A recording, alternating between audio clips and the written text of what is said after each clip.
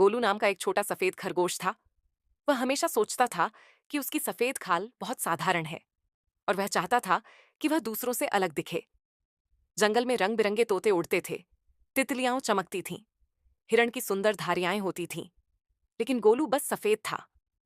वह आईने में खुद को देखता और उदास हो जाता।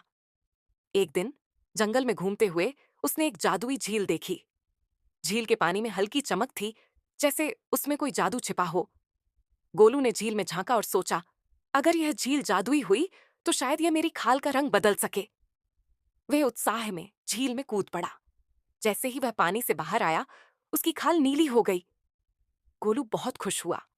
वह इधर उधर कूदने लगा। दूसरे जानवर हैरानी से उसे देखने लगे। खरगोशों का झुंड फुसफुसाने लगा, गोलू को क्या हुआ? गोलू को यह सब बहुत अच्छा लग रहा था। अब वह हर दिन झील में जाता और नया रंग अपना लेता, कभी लाल, कभी हरा, कभी पीला। वह सोचता था कि अब सब उसे पसंद करेंगे, लेकिन धीरे धीरे समस्या आने लगी। उसके दोस्त उसे पहचान ही नहीं पा रहे थे। जब वह उनके पास जाता तो वे अजनबी समझकर दूर भाग जाते। जंगल के जानवरों ने उससे दूरी बना ली। गोलू अकेला महसूस करने लगा। एक दिन उसने झील के पानी में अपना ही अजनबी चेहरा देखा और सोचा, मैं कौन हूं? अगर मैं रोज बदलता रहूं तो खुद को भी भूल जाऊंगा।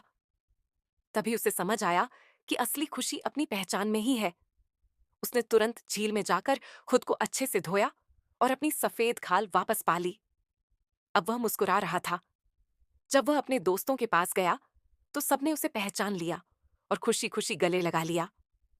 गोलू समझ चुका था कि अपनी असली पहचान अपनाना ही सबसे जरूरी है।